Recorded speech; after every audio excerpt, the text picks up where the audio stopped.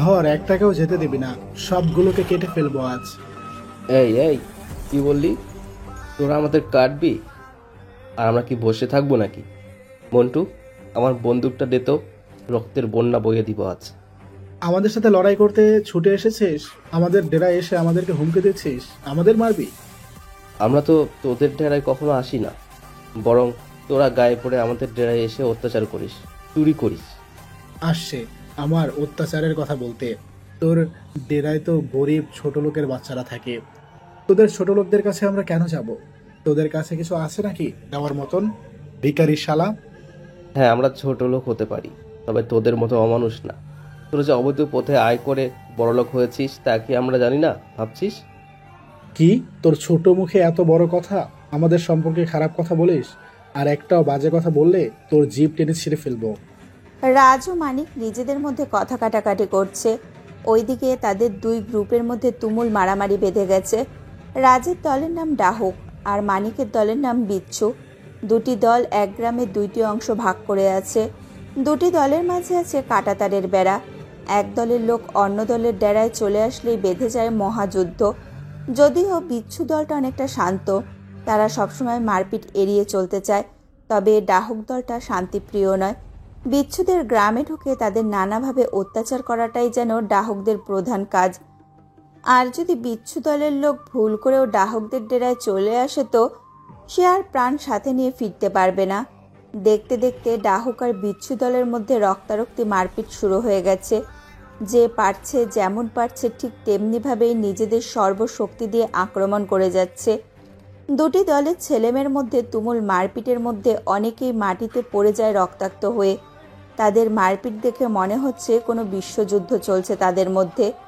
কিছু সময় মারপিট চলতেই ঘটনাস্থলে উপস্থিত হলো পুলিশের দুটো জিপ। রাজের দলের লোকেরা যদিও পুলিশ পছন্দ করে না একদম।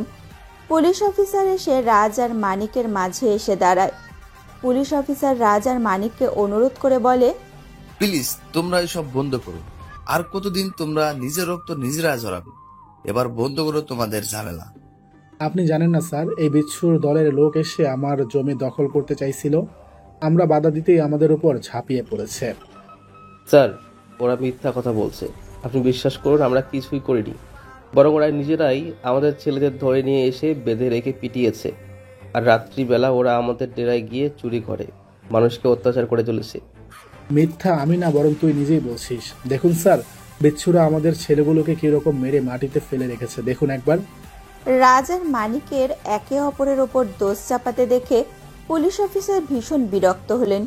তিনি চরম বিরক্তি নিয়ে তাদের দুইজনকে উদ্দেশ্য করে আবারও বলতে লাগলেন, দেখো প্লিজ, তোমরা নিজেদের রাগের উপর নিয়ন্ত্রণ করো।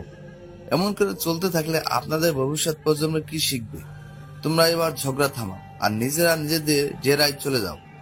যাব না, আজ এখানে রক্তের বন্যা বইয়ে দিয়ে তারপর বাড়ি ফিরবো। এই তোরা দাঁড়িয়ে কি দেখছিস? মার শালাদের, একটাকেও ছাড়বি না, সব কটাকে শেষ করে দে। পুলিশ অফিসারের এত বারণ করার পরেও রাজ কোনোভাবেই যেন থামছে না। ওইদিকে পুলিশ অফিসার রাজের এমন আচরণে ভীষণ বিরক্ত হলেন। পুলিশ অফিসার চেয়েছিল অনুরোধ করে ঝামেলাটা এইখানেই শেষ করে দিতে, তবে রাজ এইভাবে মানবে না। রাজের আদেশ পেতে রাজের ছেলেরা হাতিয়ার হাতে নিয়ে এগিয়ে যায় বিচ্ছুদের দিকে। পুলিশ অফিসার ভীষণ কর্কশ কণ্ঠে রাজকে উদ্দেশ্য করে বলল, রক্তের বন্যা বাদিয়ে দিবি তাই না?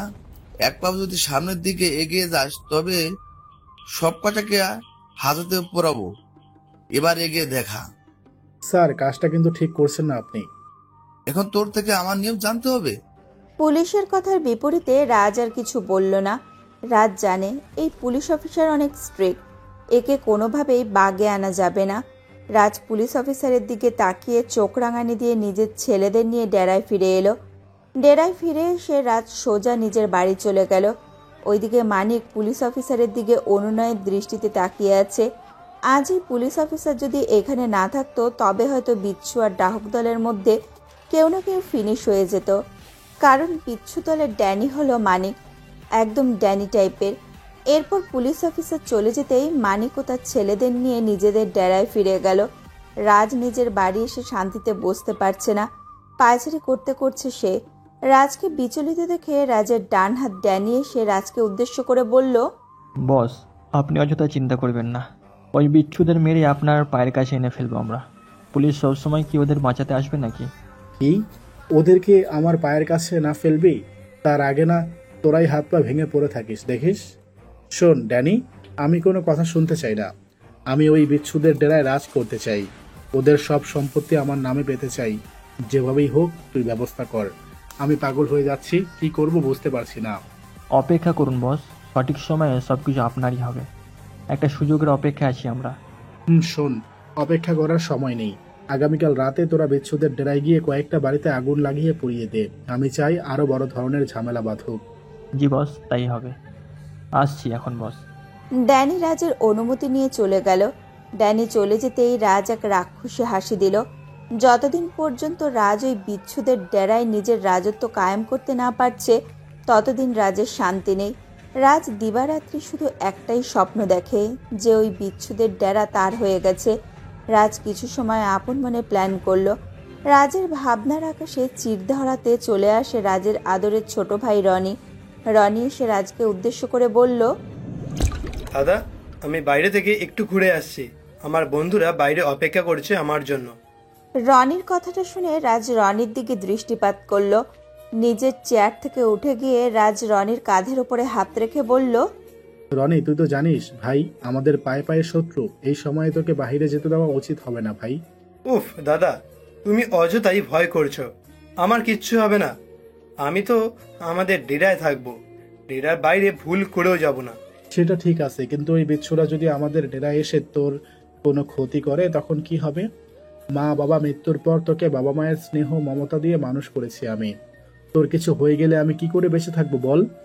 রাজ কথাটা বলতেই নিজের চোখ দিয়ে ঝরঝর করে নোনা জল ছেড়ে দিল। রনি রাজের চোখের জল দেখে নিজেকে আর শান্ত রাখতে পারল না। রনি নিজের দাদাকে শক্ত করে জড়িয়ে ধরে নিজের দাদার উদ্দেশ্যে বলল, দাদা, তুমি কেঁদো না। আমি আর কখনো বাইরে যাব না। তুমি প্লিজ আমায় ক্ষমা করে দাও। আমি তোমায় কষ্ট দিয়েছি। তুমি আমায় খুব ভালোবাসো, তাই না দাদা? ধুর পাগল, তুই কি কষ্ট দিয়েছিস আমায়? আমার চোখে জল তো এমনি এমনি চলে এসেছে। আমি জানি দাদা কেন আসছে। তুমি আমায় ক্ষমা করে দাও। আমি আর কখনো তোমায় দুঃখ দেব না। এবার নিজের রুমে যা, আমি একটু কাজ করব। ঠিক আছে দাদা, আমি আসছি। রনি চলে যায় নিজের রুমের দিকে।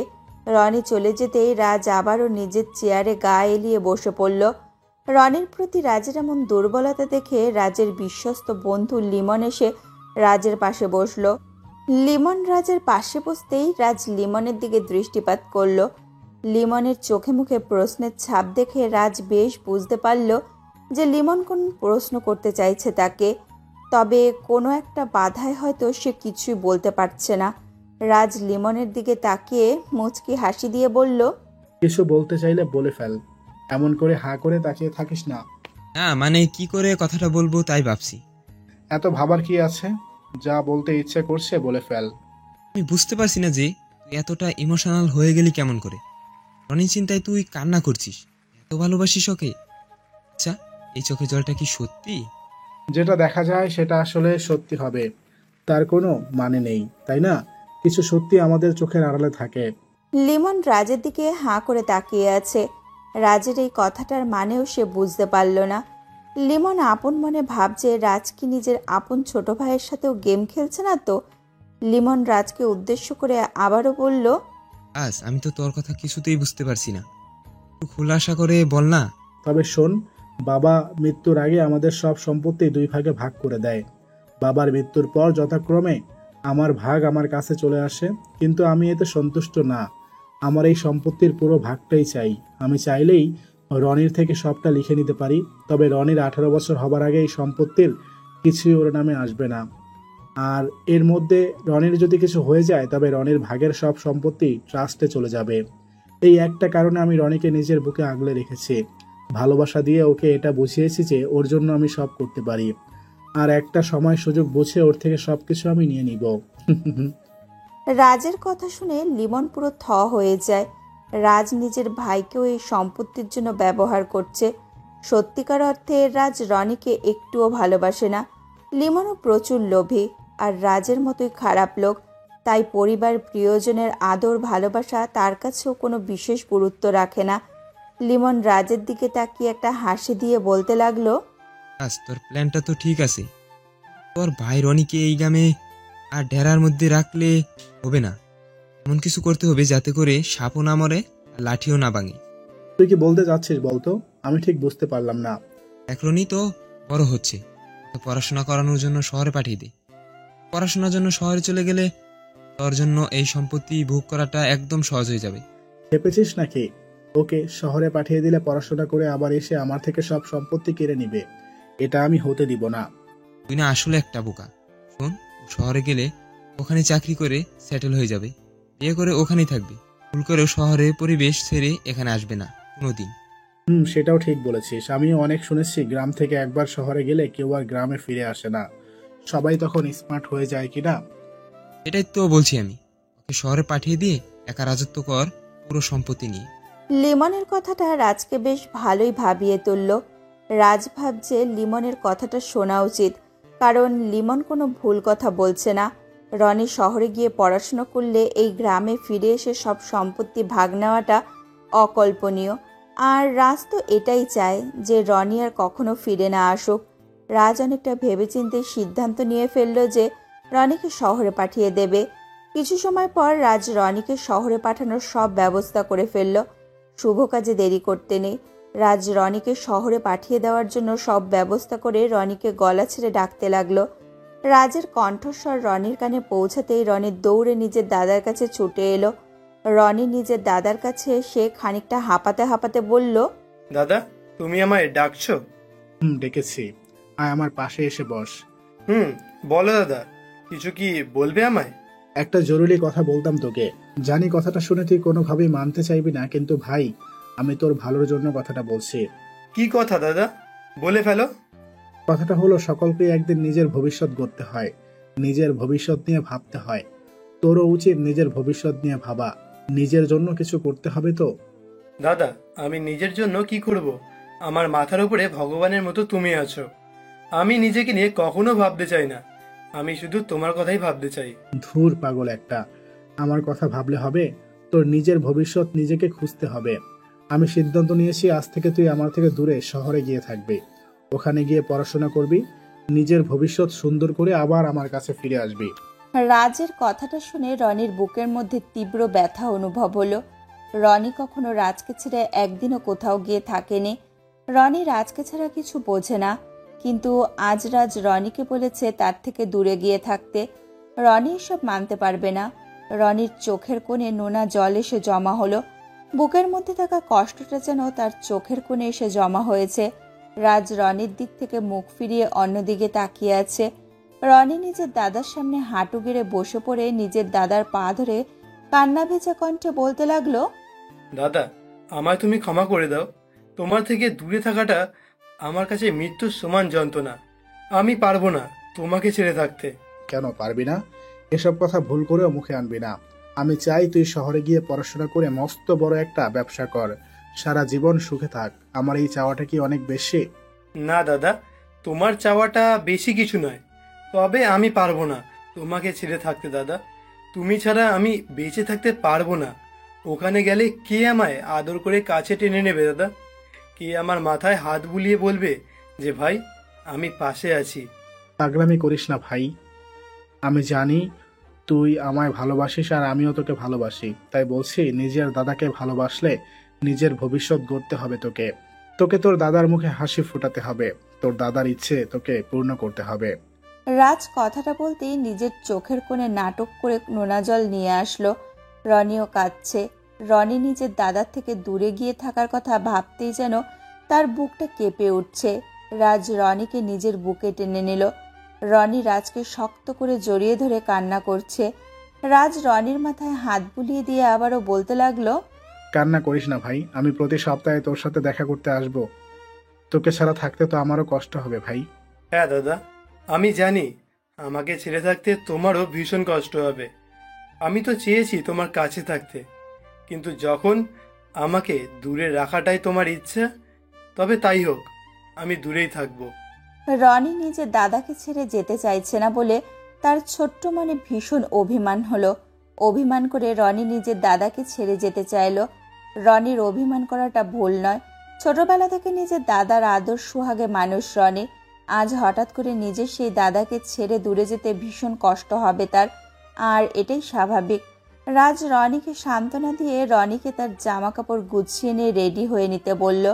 রনি নিজের রুমে গিয়ে সব কিছু গুছিয়ে নিয়ে বাহিরে চলে আসলো। চোখ থেকে রনির এখনো নোনা জল গড়িয়ে পড়ছে। রনির বাড়ির সামনে গাড়ি এসে দাঁড়িয়ে আছে। রনি বারবার নিজের দাদার দিকে করুণ দৃষ্টিতে তাকাচ্ছে। রাজও কাঁদছে। রাজের চোখের জলের আসল কারণ অজানাই রয়ে যায়। রাজ রনিকে গাড়িতে তুলে দিল। রনি গাড়িতে উঠে বসতে গাড়ি ছেড়ে দিল।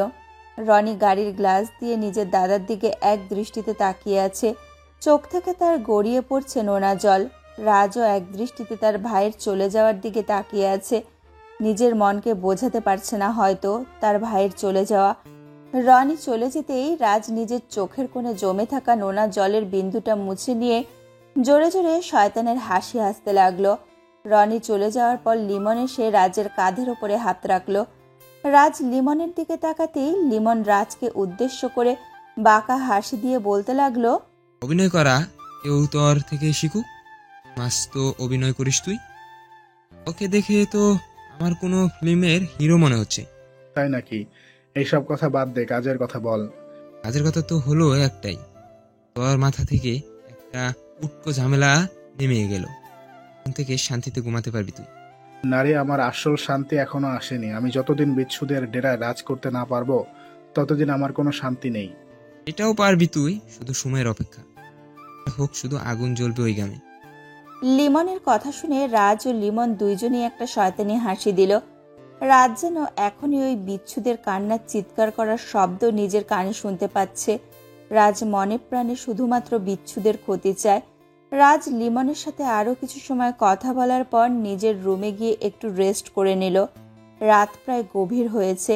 এমন সময় রাজ নিজের রুম থেকে বেরিয়ে এলো। গভীর রাতের নিস্তব্ধ পরিবেশ, সকলে যেন শান্তিতে ঘুমিয়ে আছে, কিন্তু রাজ শান্তিতে ঘুমাতে পারছে না, কারণ রাজ চাইছে সকলে অশান্তিতে থাকো। আর রাজ সেটা দেখে সকলের কান্নার মাঝে নিজের শান্তি ফিরে পাবে।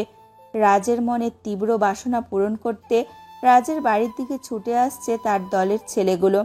পরনে তাদের বিহারি পোশাক, সকলের হাতে আছে নিভিয়ে নেওয়া মশাল। এই মশাল দিয়ে আলোকিত করবে বিচ্ছুদের গ্রাম।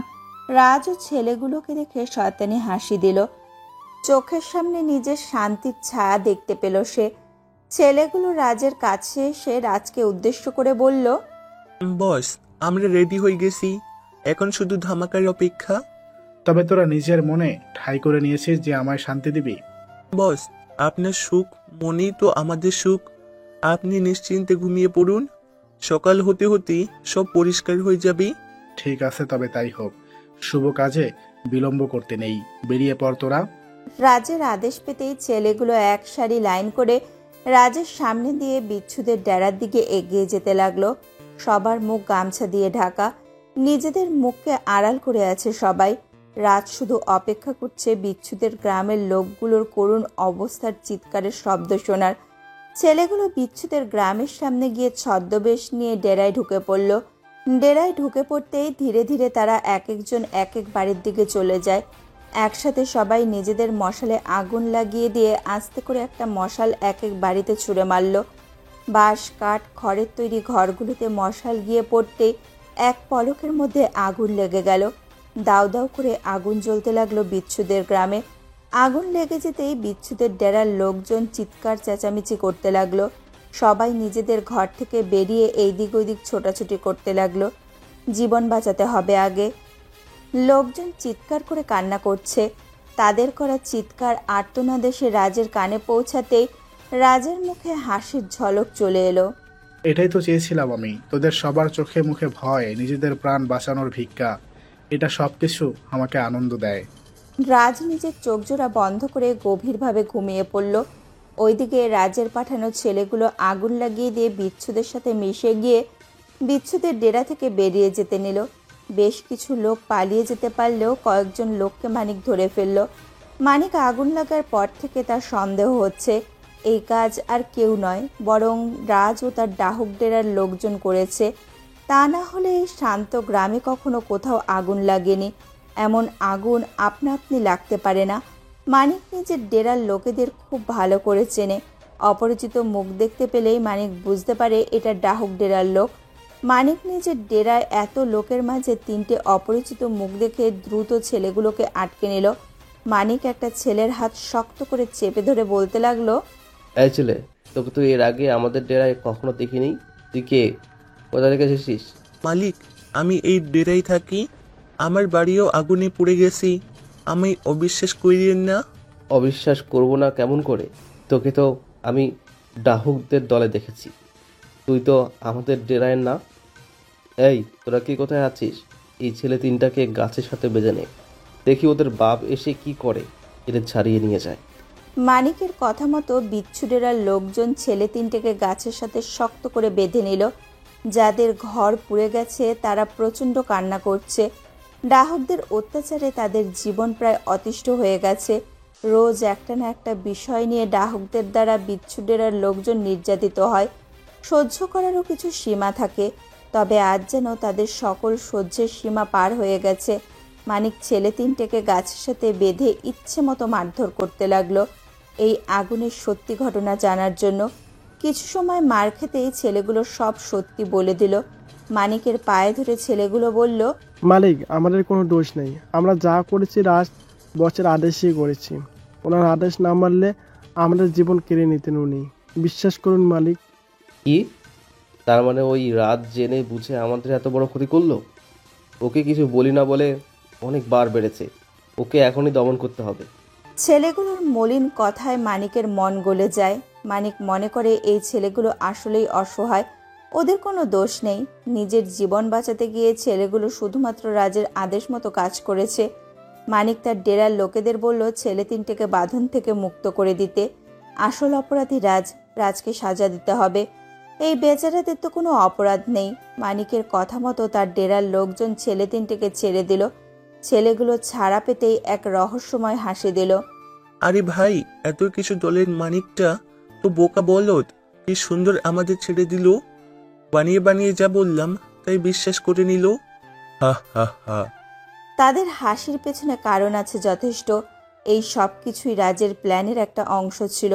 এইদিকে যাদের বাড়িতে আগুন দেওয়া হয়েছে তাদের পুরো বাড়ি পুড়ে ছাই হয়ে গেছে।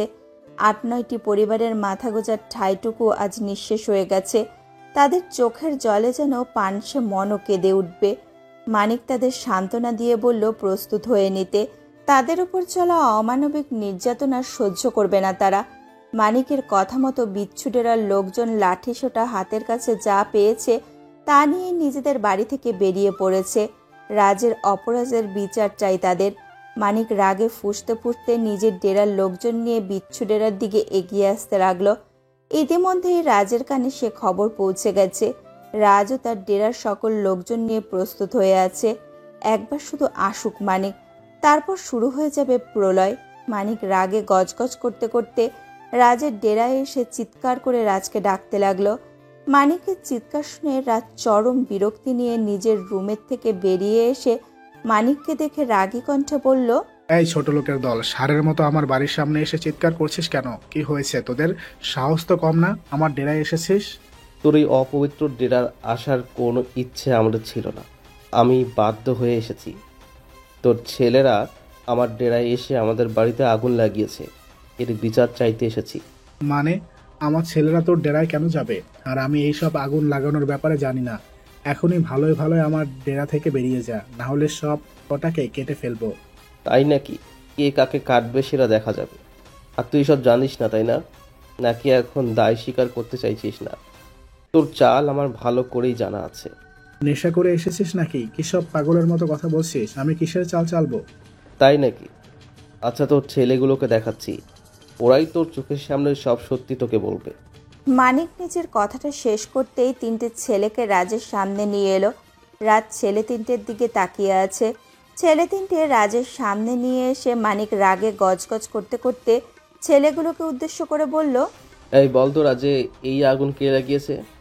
আর কার কথায় তোরা এমন করেছিস? বল সকলের সামনে। মানিকের কথা শোনার পর ছেলেগুলো মাথা নিচু করে ফেলল। কোনো শব্দ তাদের মুখে নেই। ছেলেগুলোকে চুপ থাকতে দেখে মানিক খানিকটা চমকে উঠল। মানিক আবারও ছেলেগুলোকে বলল, কি হলো, কথা বলছিস না কেন? সকলের সামনে তুলে ধর এই মানুষরূপী জানোয়ারের আসল পরিচয়। কোনো ভয় নেই, আমি আছি তো তোদের পাশে। মানিকের ধমক খেয়ে ছেলেগুলো কেঁপে উঠল। ছেলেগুলো রাজের দিকে তাকিয়ে কান্না করে দিয়ে বলতে লাগলো, মালিক ক্ষমা করবেন, মানিক দাদা আমাদের জোর করে এখানে নিয়ে এসেছি আর বলেছি আপনার বিরুদ্ধে কথা বলতে। আমার ইচ্ছা করে এখানে আসিনি, উনি আমাদের বলেছি আগুন লাগাতে আর সব দোষ আপনার ঘাড়ে চাপিয়ে দিতে। ছেলেগুলোর কথা শুনে রাজের মুখে হাসি ফুটল। মানিক এদের কথা শুনে পুরো চমকে যায়। এই ছেলেগুলো হঠাৎ করে মিথ্যে কথা বলছে কেন? কিছুই যেন মানিক বুঝতে পারছে না। মানিক ছেলেগুলোকে উদ্দেশ্য করে রাগে কৌতূহলী হয়ে কণ্ঠে বলল, এসব কি বলছিস তোরা? আমি নিজের ডেরায় কেন আগুন লাগাবো? মানিক দাদা আর কত মিথ্যে বলবেন? আপনি নিজের ডরে আগুন লাগিয়ে রাজদাদার সাথে ঝামেলা করার জন্যই তো এসব করেছেন। আমরা পারবো না রাজদাদার বিরুদ্ধে কথা বলতে, ক্ষমা করে দিন আমাদের। ছেলেগুলোর কথা শুনে মানিকের ডেরার সবাই অবাক হয়ে যায়। বিচ্ছুরাও জানে মানিক কখনো তাদের ক্ষতি করতে পারে না, তবে এই ছেলেগুলোর কথাও তারা ফেলতে পারছে না। সবাই মানিকের দিকে প্রশ্নসূচক দৃষ্টিতে তাকালো। মানিক একজন অপরাধীর মতো নিজের ডেরার লোকেদের বুঝিয়ে বলবে যে তার কোনো অপরাধ নেই আর সে কাজ করেনি। রাজ আপন মনে শয়তানি হাসি দিচ্ছে। রাজ আগে থেকেই এই পরিকল্পনা করে রেখেছে আর সব কিছু তার পরিকল্পনা মতোই যাচ্ছে। ওইদিকে মানিক নানাভাবে তার ডেরার লোকেদের বোঝাচ্ছে। রাজ মানিকের নাটক দেখে নিজের ডেরার লোকেদের উদ্দেশ্য করে আচমকা চিৎকার করে বলতে লাগলো, আপনারা কি এখনো নিশ্চুপ হয়ে দেখতে থাকবেন? ওরা আমায় নিয়ে বাজে কথা বলেছে, আপনাদের নিয়ে অসামাজিক কথা বলেছে। এখন যদি ওদের কিছু না বলা হয় তবে একটা সময় ওরা আপনাদের মাথায় কাঁঠাল ভেঙে খাবে। কি করবো মালিক, শুধু আদেশ করুন, দেখুন ওদের সব কটাকে ছিঁড়ে ফেলি। এই, যেখানে দাঁড়িয়ে আছিস সেখানেই দাঁড়িয়ে থাকবি। আমাদের দলের লোকের গায়ে হাত দিলে তোদের হাত কেটে পকেটে পুড়ে দিব। তোরা মানিককে খুব শান্ত ভাবিস। আমার মাথায় যদি একবার রাগ চড়েছে তাহলে তোদের প্রত্যেকের দিন শেষ হবে আজ। তাই না? তাই তোরা দাঁড়িয়ে কি দেখছিস? হামলা কর সবাই মিলে। একটাকেও জীবন নিয়ে ফিরতে দিবি না, মেরে ফেল সব কটাকে। আমাদের পাপি গলা বের করে দে একদম। রাজের আদেশ পাওয়া মাত্র সবাই মিলে বিচ্ছুদের উপরে হামলা করে বসলো। বিচ্ছুরা কোনো কিছু বোঝার আগেই রাজের ডাহুক দলের লোকেরা ওদের ওপরে ঝাঁপিয়ে পড়ে। ডাহুকরা এমনভাবে বিচ্ছুদের উপরে হামলা করে যেন আগে থেকেই ডাহুকরা সব জানতো। মানিক রাজের এমন কাজে ভীষণ অবাক হলো। মানিক এবার বুঝতে পারছে যে রাজ তার বিরুদ্ধে কঠিন প্ল্যান করছে। সাক্ষীর সাক্ষ্য বদলে যাওয়া, ওদের আগুন লাগানোর পরে ধরা পড়ে যাওয়া, সব কিছুই প্ল্যান মতো হয়েছে। মানিক সবটা বুঝতে পারলেও এখন অনেক বেশি দেরি হয়ে গেছে। রাজের দলের ছেলেরা মানিকের দলের লোকেদের ইচ্ছে মতো মারছে। এক একজনের অবস্থা খারাপ করে দিচ্ছে তারা। এক একজনকে নির্মমভাবে মারছে রাজের দলের লোক। ডাহুকদের মার খেয়ে প্রত্যেকটা বিচ্ছু মাটিতে পড়ে আছে। কিছু লোকের মাথা ফেটে রক্ত বেরিয়ে মাটিতে পড়ছে। বিচ্ছুদের রক্তে ডাহুকদের ডেরার মাটি যেন রঙিন হয়ে যাচ্ছে। রাজ এই রক্তের ধারা দেখে যেন নিজের মনের মধ্যে এক পৈশাচিক সুখ পেতে লাগলো। রাজ নিজের ডেরার লোকেদের বলল আরও মারতে, এক একটাকে মেরে ফেলতে। রাজের কথা মতো তার দলের লোকেরা নিজেদের মারধরের গতি বাড়িয়ে দিল। রাজ বাঁকা হাসি দিয়ে দেখলো মানিক থ হয়ে দাঁড়িয়ে আছে। নিজের দলের প্রত্যেকটা ছেলেকে এইরকমভাবে মার খেতে দেখে মানিকের মাথায় যেন আগুন চড়ে বসলো। মানিকের চোখগুলো যেন রাগের লাল টকটকে হয়ে গেছে। মনে হচ্ছে মানিক এই মুহূর্তেই রাজকে সারা জীবনের মতো শেষ করে ফেলবে। এবার রাজ মানিককে আরো রাগানোর জন্য মানিকের দিকে এগিয়ে গিয়ে মানিককে উদ্দেশ্য করে বাঁকা হাসি দিয়ে বলল, কেমন লাগছে এই দৃশ্য? আমার সাথে পাঙ্গা নেওয়ার পরিমাণ কতটা ভয়ানক হতে পারে দেখে নিয়েছিস তো? দুষ্টের দমন নিশ্চিত। পাপের আদলে কত কাল এমন জুলুম করে যাবি তুই? আমরা সত্যের পথে থেকে লড়াই করে মরে যেতে পারি। ওই মৃত্যুটা শান্তির মৃত্যু হবে। এই রাখ তোর নীতিবাক্য। এইসব শুনে শুনে আমার কান পচে গেছে প্রায়। তোকে তো এর আগেই আমি বলেছি ভালোই ভালো ডেরা ছেড়ে পালিয়ে যা। আমার কথা শুনলে তো তোর পাপ হবে। এবার বোঝ কত ধানে কত চাল। ওই ডেরা আমাদের ডেরা, ওখানেই জন্ম নিয়েছি আমরা, আর ওখানেই মরব। আমাদের ডেরা থেকে আমরা কখনো সরব না। মানিকের কথা শুনে রাজের ভেতরে থাকা জানোয়ারটা যেন জেগে উঠল। মানিক এত কিছুর পরেও নিজের কথায় অটল আছে। এই দৃশ্যটা রাজের ইগোতে আঘাত করেছে। রাজের এত কিছু করেছে শুধুমাত্র মানিকের এই জেদটা ভেঙে দেওয়ার জন্য, কিন্তু এই মানিক মনে হচ্ছে নিজের জীবন থাকা অবধি এই ডেরা ছাড়বে না। রাজ মানিকের জীবনটা ভিক্ষা দিতে চেয়েছিল, কিন্তু না, এখন আর একে ক্ষমা করা যাবে না। রাজ মানিকের কথায় রাগে গজগজ করতে করতে দুম করে মানিকের শার্টের কলার চেপে ধরে মানিককে উদ্দেশ্য করে দাঁতের দাঁত চেপে বলতে লাগলো, তোর ইচ্ছেটা আমি পূরণ করতে পারলাম না রে। তোকে তোর ডেরায় তো পাঠাবো আমি, কিন্তু তার আগে তোর মৃত্যু এই ডেরায় হবে। আমি মৃত্যুকে ভয় করি না। আমায় মেরে ফেললে এখনই মেরে ফেল, তবুও আমি পাপের কাছে মাথা নত করবো না। তোর এই ইচ্ছাটাও আমি পূরণ করব। রাজ কথাটা বলতেই মানিকের শার্টের কলার ধরে মুখ বরাবর জোরে এক ঘুষি মারল।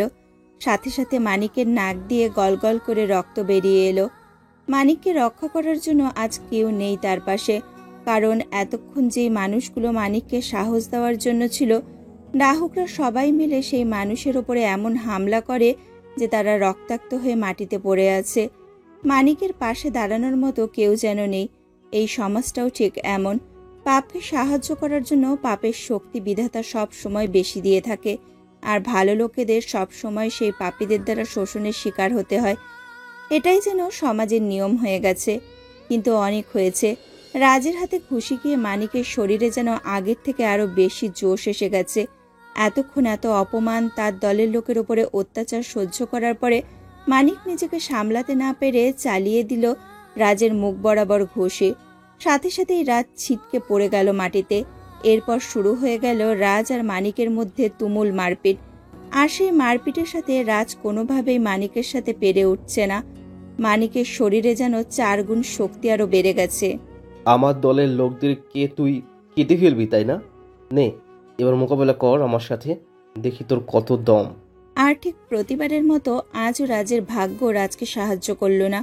মানিক দূর থেকে পুলিশ অফিসারকে আসতে দেখে মার খাওয়ার অ্যাক্টিং করতে লাগলো। আর রাজের এক ধাক্কায় মানিক গিয়ে সেই পুলিশ অফিসারের পায়ের ওপর পড়ল। মানিক পুলিশ অফিসারের মুখের দিকে তাকাতে পুলিশ অফিসার মানিককে মাটি থেকে তুলে নিজের পাশে দাঁড় করালো। পুলিশকে দেখে মানিকের বুকে সাহস হলো। মানিক পুলিশ অফিসারের দিকে অনুনয়ের দৃষ্টিতে তাকাতেই রাজ পুলিশ অফিসারকে উদ্দেশ্য করে ভীষণ কর্কশ কণ্ঠে বলতে লাগলো, স্যার, আপনি জানেন না এই ছোট লোকের বাচ্চা কি কি করেছে আমার সাথে? ও আমার ডেরায় এসে আমাকে ছোট করে, আমায় অপমান করে, আমার নামে মিথ্যা অভিযোগ করেছে। থামুন রাজ সাহেব, আমি জানি ঘটনা কি ঘটেছে। সামান্য একটা কারণ নিয়ে আপনি এই লোকদের উপর এমন ভাবে আক্রমণ চালাবেন, আপনার মধ্যে কি মানবতার ছিটে ফুটেও নেই? আপনি যদি এমন ভাবে এক পক্ষ হয়ে বিচার করেন তো চলবে কেমন করে? আমি দেখেছি সব সময় আপনি এই মানিকের পক্ষ হয়ে কথা বলেন। কত টাকায় বিক্রি হয়েছেন বলুন, আরো বেশি দেব আমি। রাজের কথাটা শুনে পুলিশ অফিসার রেগে গেলেন ভীষণ। এই পুলিশ অফিসার কখনো ঘুষ নেয়নি, অন্যায়ের প্রতিবাদ করেছে বলে রাজ ওনাকে নিয়ে বাজে মন্তব্য করেছে। পুলিশ অফিসার কোনো কথা বলল না, নিশ্চুপ হয়ে রাজের কথাটা হজম করলেন তিনি। রাজ পুলিশ অফিসারকে নিশ্চুপ দেখে আপন মনে ভাবতে লাগলো যে হয়তো এই পুলিশ অফিসারটাও টাকার কাছে বিক্রি হয়ে যাবে। রাজ আপন মনে ভাবছে এই পুলিশ অফিসার যখন রাজের দলে আসবে তখন তাকে আর বাধা দেওয়ার মতো কেউ থাকবে না। রাজ এক মুহূর্তের মধ্যেই কোনো প্রকার কষ্ট ছাড়াই বিচ্ছুদের ডেরা নিজের দখলে নিয়ে নিতে পারবে। রাজ খুশিতে গদগদ হয়ে পুলিশ অফিসারকে উদ্দেশ্য করে আবারও বলতে লাগলো, কি হলো স্যার, বলুন কত দাম আপনার? আমি আপনার সব চাওয়া পূরণ করব, শুধু মুখ ফুটে বলুন কত চাই। তোর কি মনে হয় আমি টাকার কাছে বিক্রি হতে এসেছি এখানে? তোকে আমি আগেও বলেছি আমি বিক্রি হবার পণ্য না। কথা কি কানে যায় না তোর? আর একটা বাজে কথা বললে তোরে জেলে ঢুকিয়ে দেবো। এবার কিন্তু আপনি নিজের পায়ে নিজেই কুড়াল মারছেন। এই সমাজে বিক্রি হয় এমন কিছু নাই, সব কিছুর দাম থাকে, আর সঠিক দাম পেলে সব পাওয়া যায়। আপনি একটিবার মুখ খুলে বলুন আপনার কত চাই, আমি আপনার সেবায় সব দিয়ে দিব স্যার। রাজের কথাটা শেষ হতেই পুলিশ অফিসার বাঁকা হাসি দিল। পুলিশ অফিসারের 1000 বার বারণ করার পরেও রাজ বারবার তাকে ঘুষের প্রলোভন দেখিয়ে আইন ভঙ্গ করছে। পুলিশ অফিসার মানিককে উদ্দেশ্য করে বলল, আপনি আপনার ডেরায় ফিরে যান আর সকল লোকজনকেও নিয়ে যাবেন। আপনাদের যেই ক্ষতি হয়েছে তার ক্ষতিপূরণ আমি সরকারের থেকে নিয়ে দিতে চেষ্টা করব। ঠিক আছে স্যার, আপনাকে যে কি বলে ধন্যবাদ দিব তার ভাষায় আমার জানা নেই।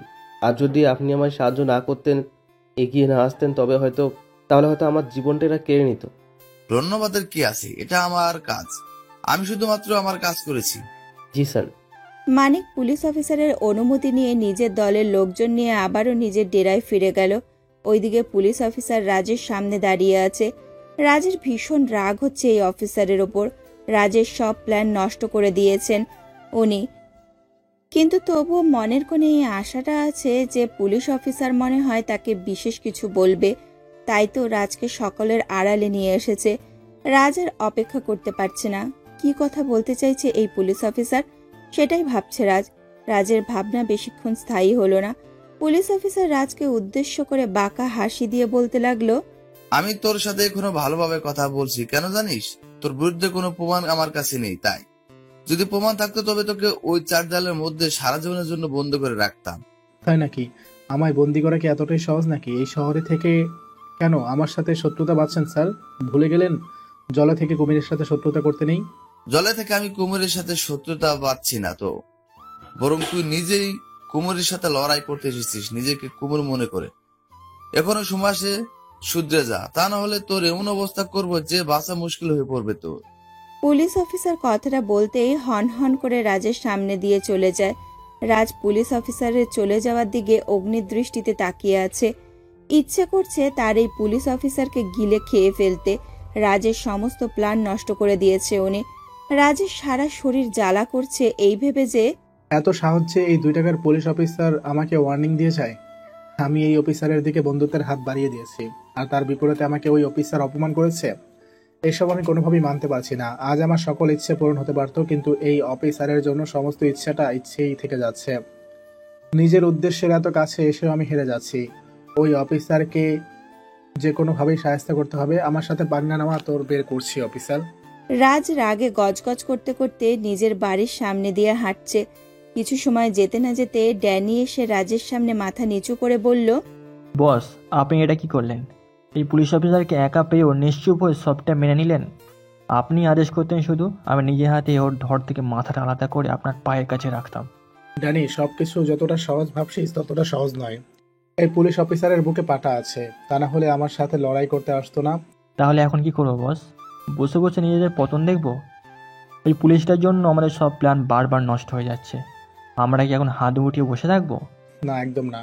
আমার ওই বিচ্ছুদের ডেরা চাই মানে চাই। আমি ওই ডেরায় রাজত্ব করব মানে করবই করব। এভাবে আমি আমার সব স্বপ্ন শেষ হয়ে যেতে দিতে পারি না। কি করে সম্ভব হবে বস? এই পুলিশ যতদিন বিচ্ছুদের ওপর ছায়া হয়ে থাকবে ততদিন আমরা ওই বিচ্ছুদের কোনো ক্ষতি করতে পারবো না বস। সেটা তো ঠিক বলেছিস, তবে আমি হাত পা গুটিয়ে বসে থাকতে পারবো না। এই পুলিশ অফিসারের সব খোঁজ খবর নিয়ে ওর পেছনে কারা আছে, ওর মূল উদ্দেশ্য কি, সবকিছু জেনে আমায় খবর দে। আমি এই ঝামেলাকে গোড়া থেকে উপড়ে ফেলবো। ওকে বস, খুব শীঘ্রই জানাচ্ছি আমি। ড্যানি কথাটা বলতেই চলে যায়। রাজ নিজেকে শান্ত করতে পারছে না কোনোভাবেই। একটু হলেও আজ রাজের কাছে সব কিছু চলে আসতো, কিন্তু সব এসেও শেষ অবধি আসলো না। রাজের মাথা কাজ করা বন্ধ করে দিয়েছে প্রায়। রাজ নিজেকে শান্ত করতে না পেরে নিজের রুমে গিয়ে শুয়ে পড়ে। ঘণ্টাখানেক সময় যেতেই রাজের বন্ধু লিমন চলে আসে রাজের কাছে। লিমন রাজের কাছে এসে রাজের পাশে বসলো। রাজ লিমনের উপস্থিতি টের পেতেই লিমনের দিকে তাকালো। লিমন রাজকে উদ্দেশ্য করে বলল, কি হয়েছে তোর? এমন ভাবে ভেঙে পড়েছিস কেন? সবকিছু কি এইভাবে ছেড়ে দিতে হয় নাকি? আমি কিছু ছেড়ে দেইনি, আমার মনটা খারাপ হয়ে গেছে তাই শুয়ে আছি। আমায় আমায় কিছু শেখাতে হবে না তোকে। তোকে আজ নতুন দেখছি না আমি। কি হয়েছে বল আমায়। মন খারাপ করে থাকলে বিচ্ছুদের ডেরার দিক থেকে চোখ সরিয়ে নে। না, আমি ওই ডেরার দিক থেকে চোখ ফেরাতে পারবো না। ওই ডেরা আমার চাই মানে চাই, এবার যাই হোক না কেন। ওই ডেরা যখন তোর চাই তখন হাল ছেড়ে বসে আছিস কেন? নতুন করে প্ল্যান কর। ওই ডেরা কি করে নিজের করা যায় সেটা ভাব। ভাবছি আমি, আমায় একটু একা থাকতে দে। আমার মাথায় নতুন এক প্ল্যান আসছে। এ হলো কথার মতো কথা। তুই তো প্ল্যান করে নে, যা হবে পরে দেখা যাবে। আমি এখন আসছি, তুই একটু শান্ত হয়ে মাথা ঠান্ডা করে ভাব। লিমন কথাটা বলতে রাজের রুম থেকে বেরিয়ে যায়। রাজ আপন মনে ভাবতে থাকে কি করে বিচ্ছুদের ওপর নিজের নিয়ন্ত্রণ আনা যায়, নতুন করে কি ঝামেলা করা যায়। রাজ অনেকটা সময় ধরে ভাবতে থাকে আপন মনে। কিছু সময় ভাবনার পর হঠাৎ করে ড্যানি চলে আসে রাজের কাছে। ড্যানির মুখটা দেখে রাজের আর বুঝতে বাকি রইল না যে নিশ্চয়ই কোনো বড় কিছু হয়েছে। রাজ ড্যানির দিকে তাকিয়ে শান্ত গলায় বলল, কি হয়েছে? তোকে এমন দেখাচ্ছে কেন? ওই পুলিশ অফিসারের খোঁজ নিয়েছিস? বস, খোঁজ তো নিয়েছি, কিন্তু আমি বিশ্বাস করতে পারছি না। এমনও কিছু হতে পারে। কি এমন হয়েছে যার কারণে তোর চোখ মুখ এমন হয়ে গেছে? খেয়ালি না করে বল আমায় কি হয়েছে। বস, এই পুলিশ অফিসারদের সব তথ্য আমি নিয়ে এসেছি। আপনি শুধু শুনুন, নিজের কানকেও বিশ্বাস করতে পারবেন না আপনি। ডনের কৌতূহলী মুখটা দেখে রাজের কিছু বোধগম্য হলো না। রাজ ভাবছে ড্যানি কি এমন তথ্য নিয়ে এসেছে যার জন্য ড্যানি এমন করছে। ড্যানি রাজকে সব কথা খুলে বলতে লাগলো। এতদিন ধরে যে পুলিশ অফিসার আপনাকে নানাভাবে অত্যাচার করেছে, আপনার পাকা ধানে মই দিয়েছে, আসলে সেই পুলিশ অফিসার একজন সাধারণ পুলিশ অফিসার। ওনার পেছনে কেউ নেই। এই পুলিশ অফিসার অনেক বেশি সৎ। এই একটাই কারণে তাকে দুদিন পর পর ট্রান্সফার হতে হয়। কথাগুলো বলতেই ড্যানি থেমে যায়। অন্যদিকে এতদিন ধরে রাজ ভেবেছিল যে এই পুলিশ অফিসারের পেছনে অনেক বড় কোনো মাথা আছে, প্রভাবশালী ছায়া আছে, কিন্তু সেটা মিথ্যা। রাজ প্রভাবশালীর ভয়ে এতটা দিন পুলিশের কোনো ক্ষতি করেনি, কিন্তু আর না, এখন থেকে আর ওই পুলিশ অফিসারের কোনো প্রকার সুযোগ আর দেওয়া যাবে না। এই পুলিশ অফিসার রুদ্রর একটাই দুর্বলতা, আর সেটা হলো তার ছোট মেয়ে। এই মেয়েকে কিডন্যাপ করা মানে পুলিশ অফিসার রাজের পা ধরে কান্না করা, কিন্তু রাজ সেটা চায় না। রাজ চায় এই পুলিশ অফিসার একদম ভেঙে যাক, অর্থাৎ এই পুলিশ অফিসারকে এই শহরে থাকতে দেবে না রাজ। রাজ ড্যানির কথাগুলো সব শুনে ড্যানির দিকে তাকিয়ে একটা শয়তানি হাসি দিল। ড্যানিও খুশি হয়ে গেল রাজের ঠোঁটের কোণে হাসির ঝলক দেখে। রাজ খুশিতে গদগদ হয়ে বলতে লাগলো, শালাকে এতদিন কিছু বলতে পারিনি এই ভয়ে যে ওর পেছনে তো কেউ আছে, তাই তো আমার সাথে পাঙ্গা নিচ্ছে। কিন্তু আজ যেসব আমি শুনলাম তারপর তো ওকে আমার পুলিশ বলেই মনে হচ্ছে না। বস, ও তো পুলিশ না, আজ থেকে আমাদের গোলাম হবে, গোলাম। বস, আদেশ করুন, ওর মেয়েকে তুলে নিয়ে আসি। না রে ড্যানি, আমি যত খারাপ হয়ে থাকি না কেন মা বোনদের সব সময় সম্মান করি, এটা আমার ধারা হবে না। না না, তোরা আমায় জোর করিস না, এটা আমি করতে পারবো না। বস, কী সব বলছেন? এই উপায় ছাড়া তো ওকে আপনি নিজের বশে আনতে পারবেন না। বোঝার চেষ্টা করুন। না, আমি কিছু বুঝতে চাই না। তোদের দৃষ্টি যেন ওই পুলিশ অফিসারের মেয়ের দিকে না পড়ে, কারণ আমি চাই না কোনো নির্দোষ মেয়ের ক্ষতি হোক। অপরাধ ওর বাবা করেছে, সাজা ওর বাবা পাবে। রাজের কথা শুনে ড্যানির মন খারাপ হয়ে যায়। এত সুন্দর একটা সুযোগ উনি পাত্তা দিচ্ছে না। এমন সুযোগ কি আর আসবে? রাজ নারীদের সম্মান করে ঠিক আছে, তাই বলে কি নিজের স্বার্থ রক্ষার জন্য কোনো পদক্ষেপ নেবে না? ড্যানি রাজের দিকে মন উদাসী ভাব নিয়ে তাকিয়ে আছে। রাজ ড্যানির এমন উদাসীনভাবে তাকিয়ে থাকার কারণ জানে। রাজ একটা মুচকি হাসির রেখা ঠোঁটের কোণে এঁকে নিয়ে ড্যানিকে উদ্দেশ্য করে বলল, এত চিন্তা করিস কেন? তোর কি মনে হয় ওই পুলিশ অফিসারকে আমি এমনি এমনি যেতে দিব? ওকে ওর প্রাপ্য ঠিক দিয়ে দিব আমি। কিন্তু বস, সেটা কেমন করে করবেন আমায় একটু বলুন। যখন করব তখন তো তোরা দেখতেই পাবি। এখন আমায় বিরক্ত করিস না, আমি একটু শান্তিতে থাকতে চাই। ঠিক আছে বস, আমি এখন যাই। ড্যানি চলে যেতেই রাজ নিজের রুম থেকে বেরিয়ে বাইরে চলে আসে। রাজের মাথায় অন্য এক পরিকল্পনা চলছে, যেটা ওই পুলিশ অফিসারকে বাগে আনার জন্য যথেষ্ট। রাজ নিজের ফোনটা বের করে নিয়ে কাউকে কল করলো, অতঃপর কিছু গোপন কথা বলে নিয়ে ফোনটা কেটে দিল। এরপর রাজ মনে মনে ভাবল, এখন পরিবেশ শান্ত হতে হবে কিছুদিন। আপাতত ওই বিচ্ছেদের উপর কোনো প্রকার হামলা করা যাবে না, কারণ এখন কারোর মনের অবস্থা ঠিক নেই। রাজ কিছু সময় পায়চারি করে এলাকায় ঘোরাঘুরি করে দেখে নিল। 2 দিন পর রাজ নিজের ভাই রনির সাথে দেখা করতে যায় শহরে। রনির থাকা খাওয়ার কোনো অসুবিধা হচ্ছে কিনা সবকিছু যাচাই করে দেখতে রাজ যায়। রাজকে দেখে রনি নিজের চোখের জল আর আটকাতে পারল না। নিজের দাদাকে শক্ত করে জড়িয়ে ধরে কান্না করতে লাগলো সে। রনির কান্না দেখে রাজ মুচকি হেসে নিজের ভাইকে সান্ত্বনা দিয়ে বলল, আরে পাগল ভাই আমার, দেখো কত বড় ছেলে হয়েও কান্না করছে। এই পাগল, আর কান্না করিস না। আমার বল, কি হয়েছে? দাদা, তুমি এত মাস পরে আমাকে দেখতে এসেছো। আমার কথা কি ভুলেই গেছিলে তুমি? একটা বারও আমার কথা মনে পড়েনি তোমার? তোর কথা মনে পড়বে কেন? আমি কি কখনো তোকে ভুলে গেছিলাম নাকি? আমি কাজের চাপে আসতে পারিনি, তুই কান্না করিস না ভাই আমার। জানো দাদা, তোমায় একটু দেখার জন্য আমার মন প্রাণ কতটা উতলা হয়ে যায়। আমি অনেকবার স্যারকে বলেছি তোমার সাথে কথা বলিয়ে দিতে, কিন্তু উনি বলায়নি। না না, এত ভারী অন্যায় হয়েছে। আমার ভাই আমার সাথে কথা বলতে চাচ্ছে, আর স্যার কিনা বলতে দিচ্ছে না। আমি বলে দেব ভাই আমার, আর কান্না করিস না। দাদা, আমি আর এখানে থাকবো না। আমি তোমার কাছে গ্রামে গিয়েই থাকবো। এখানে আমার মন মানে না। এই কথা বললে কি হবে বল ভাই? আমি এখানে তোর ভবিষ্যৎ গড়তে পাঠিয়েছি। আমার কত স্বপ্ন তোকে নিয়ে, সেই সব স্বপ্ন গ্রাম থেকে পূরণ হবে না তো? তাহলে কথা দাও, তুমি সপ্তাহে সপ্তাহে আমায় এসে দেখে যাবে, ভুলে যাবে না আমার কথা।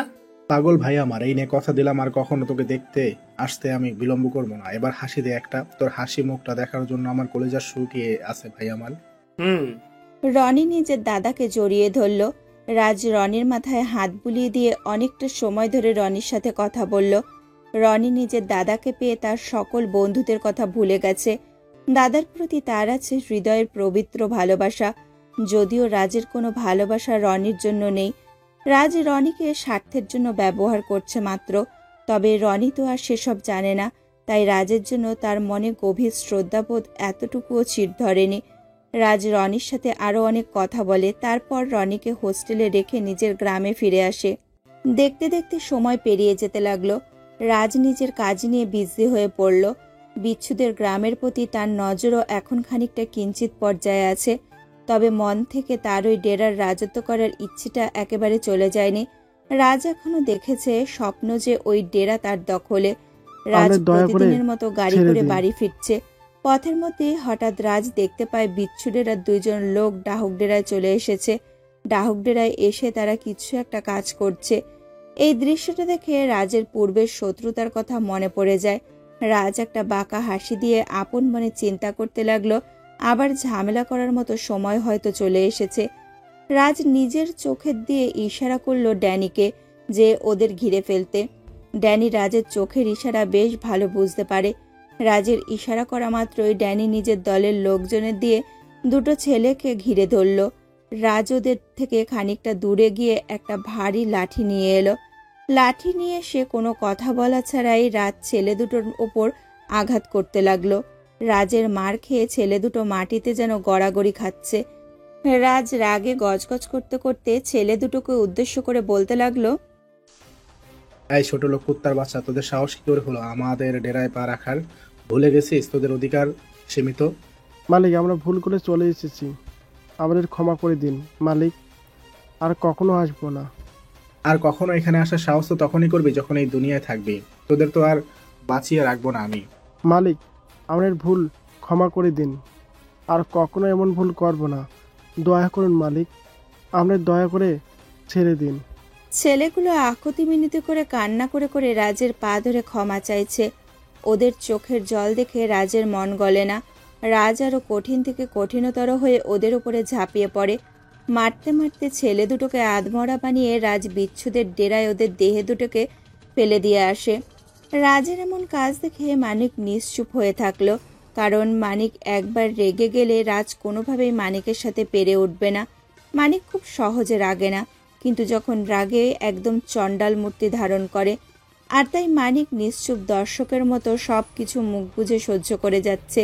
রাত ছেলে দুটোকে বিচ্ছুদের ডেরায় ফেলে দিয়ে সে মানিককে উদ্দেশ্য করে চিৎকার করে বলতে লাগলো, দেখ তোর ছেলেদের কুকুরের মতো মেরে কি করেছি, আর কখনো আমার ডেরায় আশেপাশে দেখলে একদম প্রাণটাই কেড়ে নিব।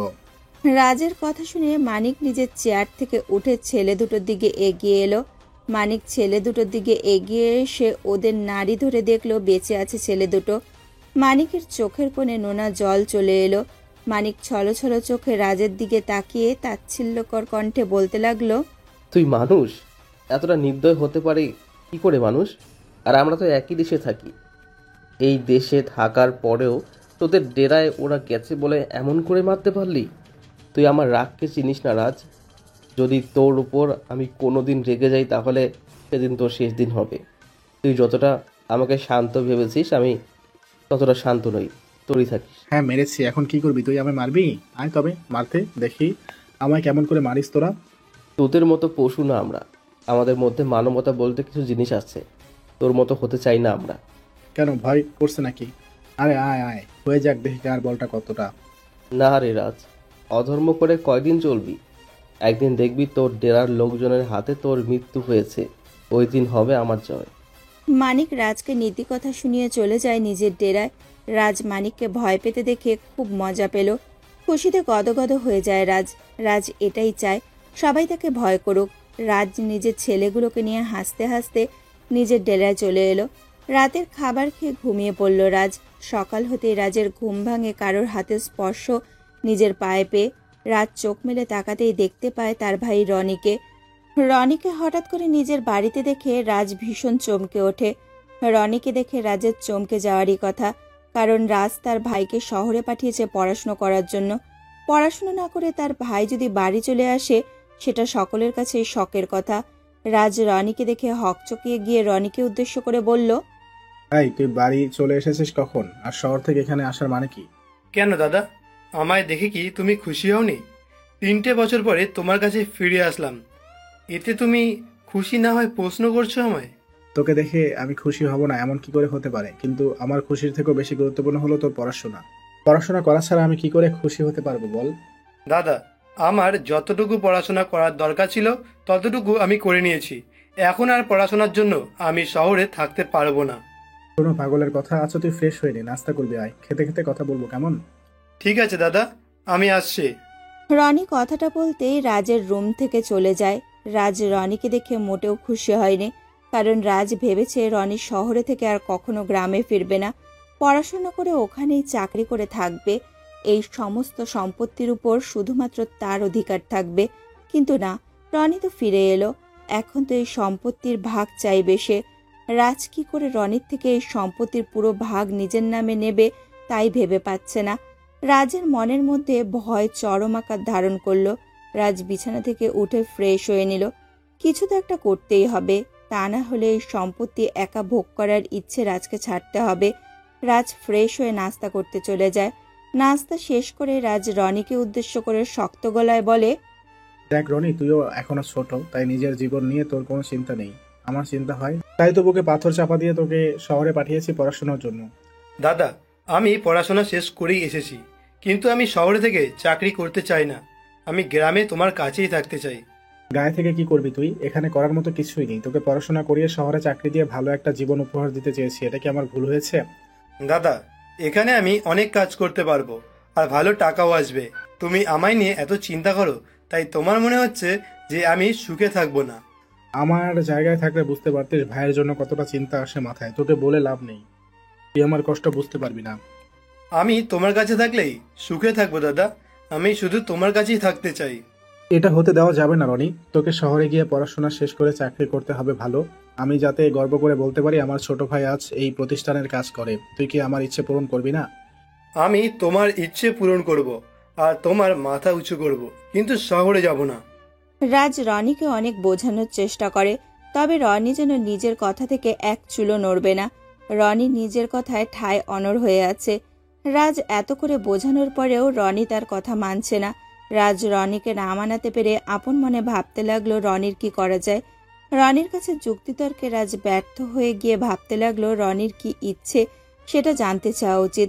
রাজ রনিকে উদ্দেশ্য করে পরাস্ত কণ্ঠে বলল, ঠিক আছে, তোর কোথাও যেতে ইচ্ছে করছে না তো, তবে তাই হোক। এই গ্রামে থেকে কি করতে চাস তুই বল আমায়। আমি একটা দোকান নিতে চাই দাদা, আমি গ্রামে থেকে ব্যবসা করতে চাই, তুমি আমায় দোকান নিয়ে দাও। ঠিক আছে, কোথায় দোকান নিবি? কেন, আমাদের বাজারে দোকান নেব, সেখান থেকেই আমার ব্যবসা শুরু হবে। আচ্ছা ঠিক আছে, আমি দোকান নিয়ে দিচ্ছি। শহরের ভালো পরিবেশে থাকবি না তো তুই, তোর জন্য এই গ্রামের ব্যবস্থা করছি। নিজের ভালো ভবিষ্যৎকে পায়ে মারিয়ে দিলি, আর কি করব আমি? রাজ রাগে দুঃখে আপন মনে রনিকে কথা শুনিয়ে চলেছে। রনি রাজের রাগী কণ্ঠের কথা শুনে মিটমিট করে হাসতে লাগলো। দাদার এই শাসন অনেক বছর পর পেয়ে নিজের মনের মধ্যে শান্তি পাচ্ছে সে। রনি দাদার সাথে কিছু সময় কথা বলার পর সেও চলে যায় নিজের বন্ধুদের সাথে দেখা করতে। রনির গ্রামের সব বন্ধুরা রনির জন্য অপেক্ষা করছে। রনি নিজের ডেরা থেকে বেরিয়ে চলে যায় বিচ্ছুদের ডেরায়। বিচ্ছুদের ডেরায় আসতে আচমকা রনির সামনে চলে আসে এক অপূর্ব সুন্দরী নারী, যাকে দেখার পর রনির চোখ জোড়া যেন সেইখানেই আটকে যায়। রনি কোনোভাবেই এই মেয়ের থেকে যেন নিজের দৃষ্টি সরাতে পারছে না। রনি এক দৃষ্টিতে মেয়েটার দিকে তাকিয়ে আছে। মনে হচ্ছে এটা তার সামনে কোনো মেয়ে দাঁড়িয়ে নেই, বরং কোনো পরী। রনি যেন একটা ঘোরে চলে যায়। রনির ঘোর কাটে সেই অপূর্ব সুন্দরীর মেয়েটির হাতে থাকা লাল চুড়ির শব্দে। মেয়েটি রনির কানের কাছে নিজের চুড়ি নাড়িয়ে রনিকে উদ্দেশ্য করে বলতে লাগলো, এই ছেলে, এমন করে হাঁ করে তাকিয়ে আছো কেন গো? তোমার বাড়ি কোথায়? জি, আমার বাড়ি এখানেই। আপনাকে চিনতে পারলাম না, আপনি কোথায় থাকেন? আমায় চিনতে পারছো না? আমি মানালি, এই গায়ের প্রধান মানিক মিয়া আমার বাবা। ও, তুমি মানিক কাকুর মেয়ে? আমায় চিনতে পারছো? আমি রনি। না তো, তোমায় আমি কেমন করে চিনবো? আগেও কখনো দেখেছি নাকি? হয়তো দেখেছো, কিন্তু মনে পড়ছে না তোমার। হয়তো বা। আচ্ছা, আমি এখন আসছি। আপনার সাথে দাঁড়িয়ে দাঁড়িয়ে কথা বলার মতন সময় নেই আমার অত। আর হ্যাঁ, আমার দিকে এমন হাঁ করে তাকিয়ে থেকো না কিন্তু, একদম চোখ তুলে ফেলবো। মানালি কথাটা বলতেই রনির সামনে দিয়ে হনহন করে চলে যায়। রনি মানালির দিকে তাকিয়ে মুচকি হাসতে লাগলো। এক দৃষ্টিতে মানালির চলে যাওয়ার দিকে অপলক দৃষ্টিতে তাকিয়ে আছে সে। জীবনে কখনো কোনো নারীকে দেখে রনির মনের মধ্যে এই অদ্ভুত অনুভূতির আবির্ভাব হয়নি, যেটা মানালিকে দেখার পর তার মাঝে চলে এসেছে। এতটুকু সময়ের মধ্যেই মানালিকে নিজের করে পাবার তীব্র ইচ্ছা রনির মনের মধ্যে সৃষ্টি হয়েছে। তবে কি রনি মানালির প্রেমে পড়ে গেছে? মানালির কথা ভাবতেই রনির ঠোঁটের কোণে আচমকাই হাসির রেখা উকি দিল। সারাদিন এইদিক ওইদিক ঘুরে রনি নিজের ডেরায় ফিরে এলো। ড্যানি রনিকে বিচ্ছুদের ডেরায় দেখে দৌড়ে এসে রাজকে জানায় রনির কথা। রনি বিচ্ছুদের ডেরায় গিয়েছে এইটা শুনে রাজ দৌড়ে নিজের বাড়ি থেকে বেরিয়ে রনির দিকে ছুটে এগিয়ে এলো। রনির কাছে এসে রাজ কৌতূহলী কণ্ঠে রনিকে উদ্দেশ্য করে বলল, এই তুই কোথায় গিয়েছিস? ওই বিচ্ছুদের ডেরায় কেন গিয়েছিস তুই? ওরা যদি তোর কোনো ক্ষতি করে দিত তখন কি হতো? আরে দাদা, আমার ক্ষতি করবে কেন? আমি তো ওদের কোনো ক্ষতি করিনি। ওদের জানিস না তুই? ওরা এতটা খারাপ যে কোনো কারণ ছাড়া আমাদের ডেরার লোকজন ওদের ডেরায় গেলে জীবন নিয়ে ফিরতে দিবে না। কী সব বলছো দাদা? আমি তো আজ সারা দিন ওদের ডেরায় ছিলাম, ওরা তো আমায় কিচ্ছু করেনি। আর তাছাড়া আমি বুঝতে পারছি না, সেই আদিম যুগের মানুষের মতো কি ডেরা নিয়ে পড়ে আছো তোমরা, এতে কি শান্তি পাও? ওসব তুই বুঝবি না। আমার কথা শোন, আর কখনো ওদের ডেরায় যাবে না তুই, এটাই আমার শেষ কথা। কিন্তু দাদা, ওরা তো আমার কিচ্ছু করেনি, আর আমিও তো ওদের কোনো ক্ষতি। চুপ, আর কোনো কথা না। আমি আর কোনো কথা তোর মুখে শুনতে চাই না, যেটা বলেছে সেটাই করবি।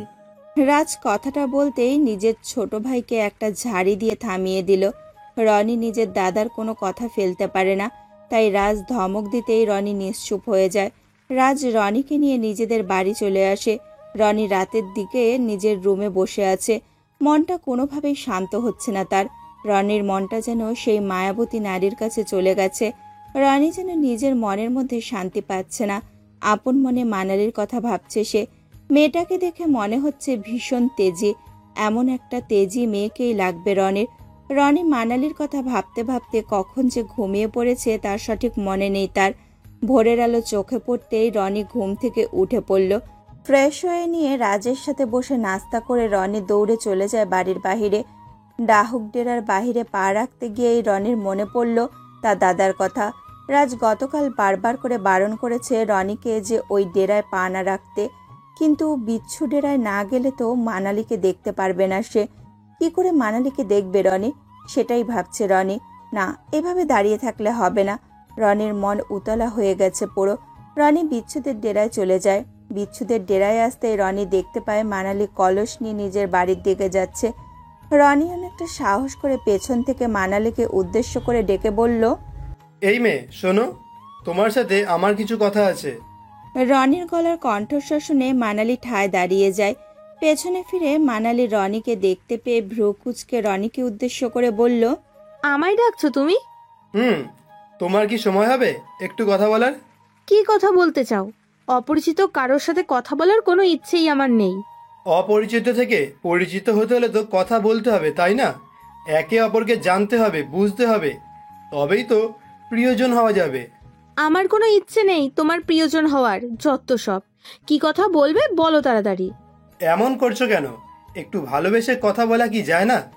আমি কত আশা নিয়ে এসেছি তোমার কাছে, একটু কথা বলবো, আর তুমি কি না কথাই বলতে চাইছো না। দেখুন, আপনার কথা আপনিই শুনুন। আমার একটুই ইচ্ছে করছে না আপনার সাথে কারণ ছাড়া বকবক করতে, যত সব। মানালি কথাটা বলতেই রনির সামনে দিয়ে হনহন করে চলে যেতে নিল। রনি এত সহজে তো আর মানালিকে ছাড়ছে না। রনি দুম করেই মানালির হাত ধরে ফেলল।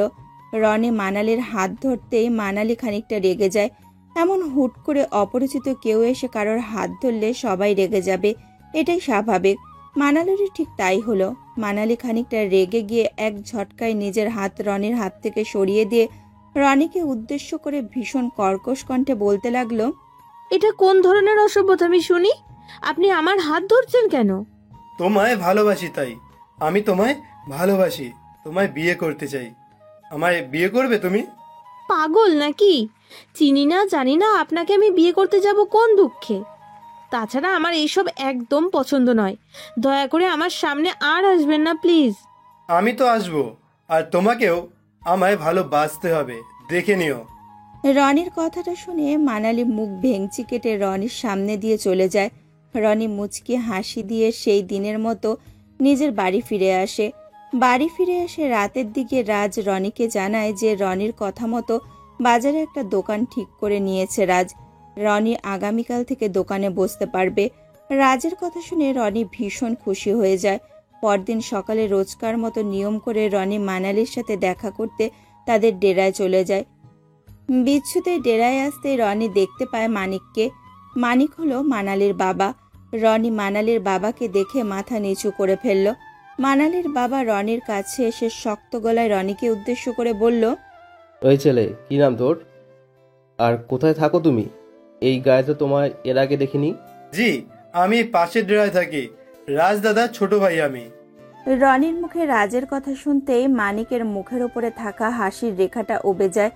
মানিক রাগে ফুঁসে উঠল রনির কথায়। মানিক নিজের রাগকে কোনোভাবে দমিয়ে নিয়ে রনিকে উদ্দেশ্য করে ভীষণ কর্কশ কণ্ঠে বলল, ওই ডেরা ছেড়ে এই ডেরায় কেন এসেছো? কি চাই তোমার? আসলে আমি এখানে আমার প্রিয়। রনি কথাটা বলে শেষ করার পূর্বেই মানিক রনির মুখের উপরে সজোরে একটা ঘুষি মারল। রনি ঘুষি খেয়ে খানিকটা দূরে ছিটকে যায়। রনি মানিকের দিকে প্রশ্নসূচক দৃষ্টিতে তাকাতেই দেখতে পায় মানিকের পেছনে দাঁড়িয়েছে মানালি। রনি নিজের গালে হাত দিয়ে মানিকের দিকে এগিয়ে এসে বলল, আপনি বিনা কারণে আমার গায়ে হাত তুললেন কেন? আমি কি কোনো ভুল করেছি?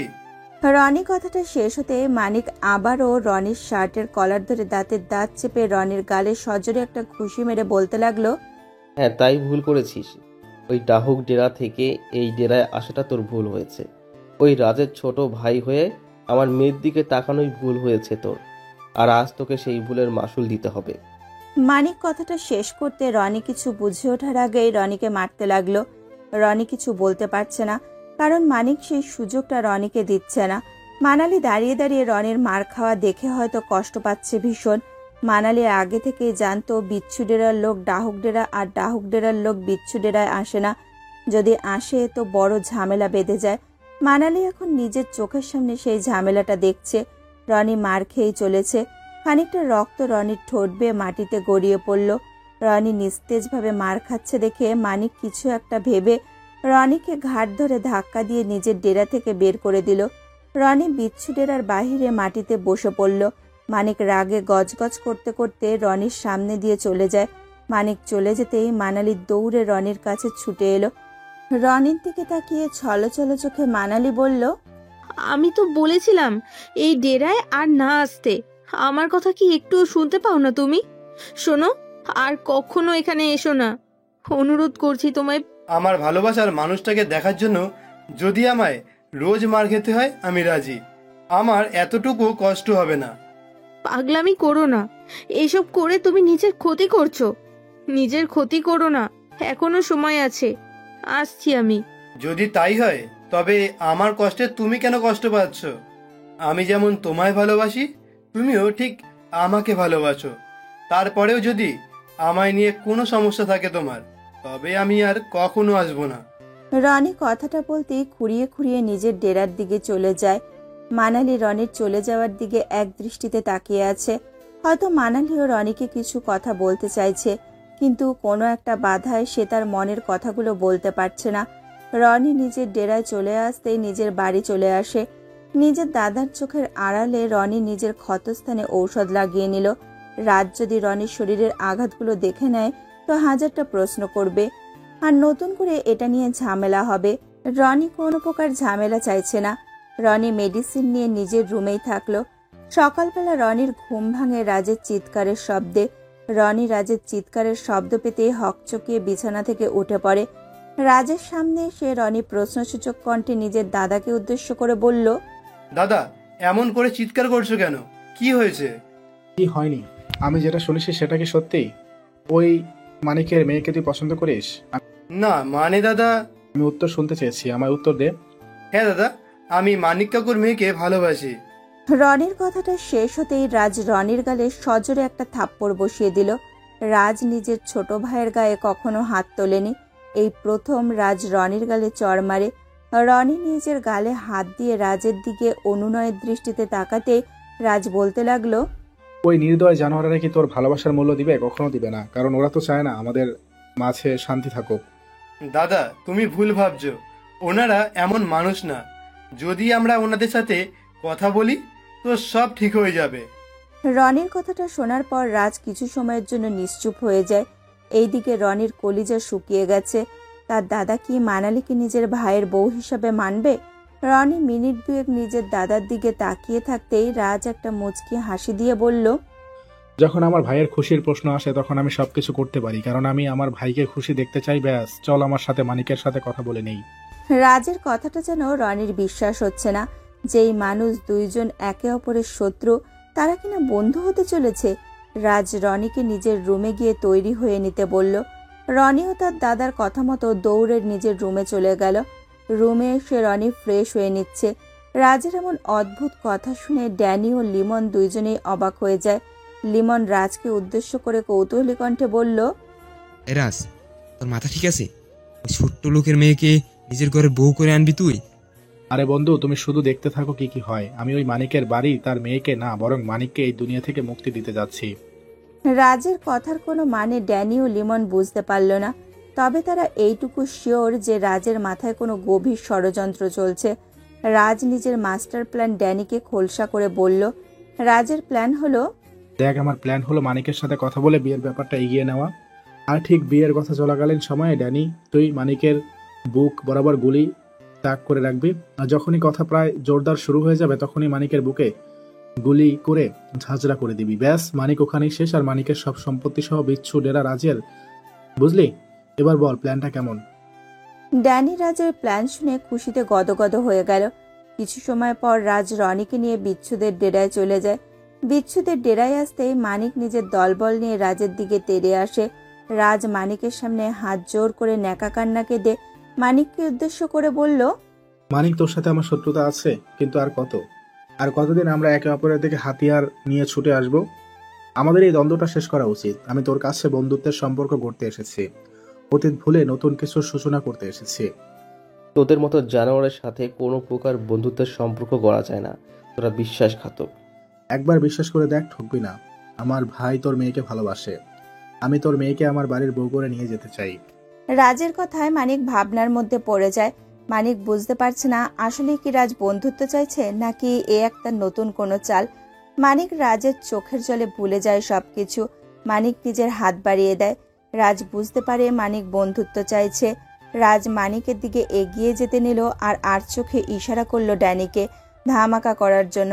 রাজ মানিককে জড়িয়ে ধরবে, ঠিক এমন সময় ড্যানি গুলি করে বসলো মানিকের গায়ে।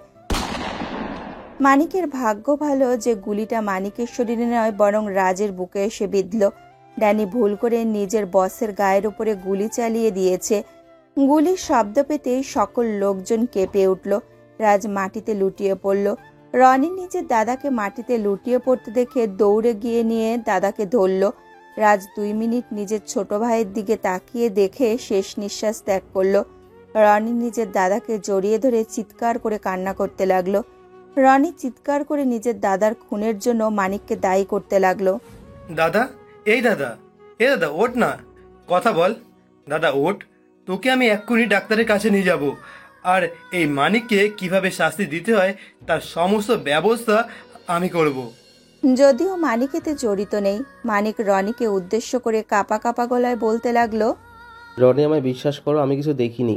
তোমার দাদার সাথে তো আমার বন্ধুত্ব। থামুন আপনি। আমি জানি আপনি আমাদের সহ্য করতে পারেন না, তাই তো আমার দাদার উপরে হামলা করলেন। এখন খুশি হয়েছেন তো আপনি? আমার দাদা আর বেঁচে নেই। রনির অভিযোগ শুনে মানিক চমকে গেল। মানিক যত চেষ্টা করছে নিজেকে সত্যি প্রমাণ করার, ঠিক ততবার রনি তাকে দোষারোপ করছে। কিছু সময় পর পুলিশ চলে এলো। ওইদিকে ড্যানিও পালিয়ে গিয়ে বাঁচতে পারল না। ডেরার লোকজন ড্যানিকে ধরে নিয়ে এলো বিচ্ছুদের ডেরায়। পুলিশ এসে রাজের বডিকে মর্গে পাঠিয়ে দিল আর মানিককে গ্রেফতার করলো। মানিককে পুলিশের জিপে তোলার আগে গ্রামের লোকজন ড্যানিকে ধরে নিয়ে আসে পুলিশের গাড়ির সামনে। একজন লোক পুলিশকে উদ্দেশ্য করে বলল, স্যার, মানিক দাদার কোনো অপরাধ নেই, আসল অপরাধী হলো এই ড্যানি, ওকে নিয়ে যান। মানে আমি নিজের চোখে দেখেছি আমার দাদা ওনার দিকে এগিয়ে যেতেই গুলি চালিয়েছে, আর এই গুলি মানিক করেছে স্যার। থামুন, এভাবে চিৎকার করে কিছু হবে না। আসলে কে খুন করেছে সেটা জানতে হবে। এই ছেলে, বলো কি হয়েছিল? পুলিশ অফিসারের জোর করায় আর ডেরার লোকেদের মার খেয়ে ড্যানি সবাইকে সব সত্যি বলে দিল। ড্যানির কথা শুনে রনি ও বাকি সবাই চমকিত হয়ে যায়। যেই দাদাকে ছোটবেলা থেকে সম্মানের চোখে দেখে এসেছে রনি, আজ সেই দাদার আসল মুখোশ তার সামনে। পুলিশ সব কথা শোনার পর মানিককে ছেড়ে দিল আর ড্যানিকে গ্রেপ্তার করে নিয়ে যায়। পুলিশ ড্যানিকে নিয়ে যাবার পর মানিক রনিকে উদ্দেশ্য করে বলল, যা দেখা যায় আসলে সেটা সত্যি নাও হতে পারে। আমায় ভুল বুঝো না, তোমার দাদা কখনো ভালো লোক ছিলেন না। ওর সব সময় লক্ষ্য ছিল আমাদের বিচ্ছু ডেরাকে নিজের কবজায় করা। রনি কোনো কথা বলতে পারল না, চিৎকার করে কান্না করতে লাগলো সে। নিজের দাদারূপী একটা শয়তানকে সে এতটা বছর ধরে শ্রদ্ধা করে এসেছে, নিজের কাছেই ভীষণ অদ্ভুত লাগছে রনির। অতঃপর আর কি, একটা ভালো দিন দেখে রনি আর মানালির বিয়ে হয়ে গেল। রাজের মৃত্যুর মধ্যে দিয়ে দুটি ডেরা ভেঙে গিয়ে একটি গ্রামে পরিণত হলো। শেষ হলো দুটি ডেরার মধ্যকার শত্রুতা। পাপ কখনো বাপকেও ছাড়ে না। লোভ মানুষের থেকে মনুষ্যত্ববোধকে কেড়ে নেয়, তাই লোভকে এড়িয়ে চলা উচিত। রনি আর মানালির জন্য দোয়া করবেন, তারা যেন সবসময় ভালো থাকতে পারে।